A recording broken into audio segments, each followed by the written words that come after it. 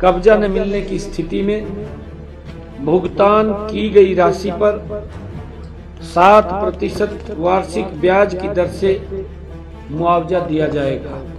जिन्होंने पैसा ले रखा था, जिन्होंने दुकान ले रखी थी, पैसा कम जमा कराया था, लौट नहीं हुई, अगर वो दुकान लेना चाहते हैं तो उनको भी सेम पैटर्न पे 7% पे ही, क्योंकि विधानसभा का 70 वो होना है और निर्णय किया है।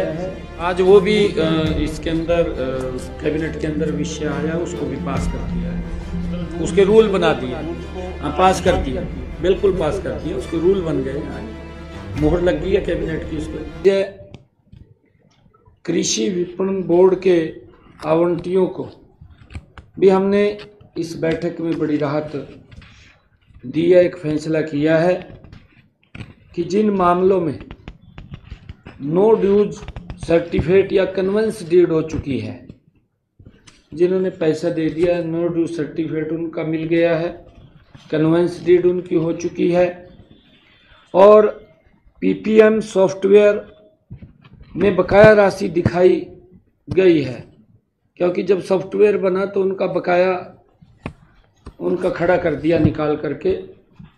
ऐसे आवंटियों को से केवल बकाया मूल राशि ही वसूली जाएगी। ब्याज और दंडात्मक ब्याज उसको पूर्ण रूप से माफ़ किया गया है। बकाया मूल राशि अधिसूचना की तिथि जब वो उसका अधिसूचित होगा, नोटिफिकेशन होगा, उसके 1 महीने के अंदर उसको जमा करानी होगी। निर्धारित समय के भीतर राशि जमा न कराए जाने पर विपणन बोर्ड उचित कार्रवाई कर सकता है, वो उसका हकदार है। एक विषय हमारा एग्रोमाल को लेकर के अलॉटियों को भी एक बड़ी राहत वो सरकार ने दी है। बैठक में पंचकुला के जो एग्रोमॉल के अलॉटियों की शिकायतों के निपटान के लिए विवादों का समाधान 2 को मंजूरी दी गई है। अलॉटियों को निर्धारित समय पर कब्जा न मिलने की स्थिति में भुगतान की गई राशि पर 7% वार्षिक ब्याज की दर से मुआवजा दिया जाएगा।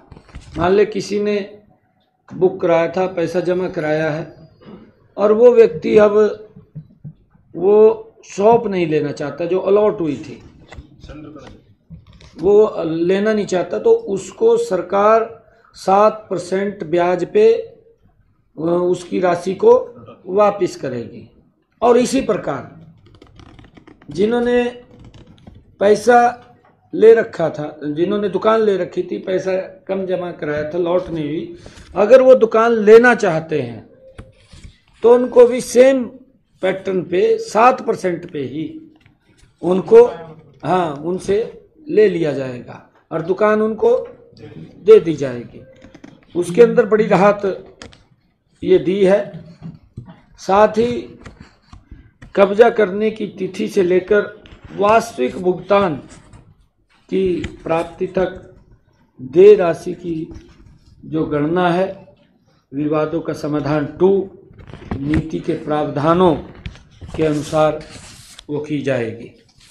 ये आज के हमारे जो विषय थे, और आज बैठक में ये भी चर्चा हुई है, क्योंकि विधानसभा का 70 वो होना है और निर्णय किया है कि 22 अगस्त से विधानसभा प्रारंभ होगी।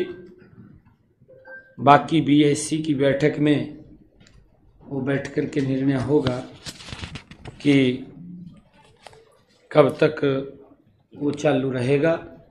महामहिम राज्यपाल को क्योंकि पहले इसकी सूचना को भेजनी होती है, ये निर्णय सरकार ने किया है कि 22 अगस्त से विधानसभा का सत्र वो चालू होगा।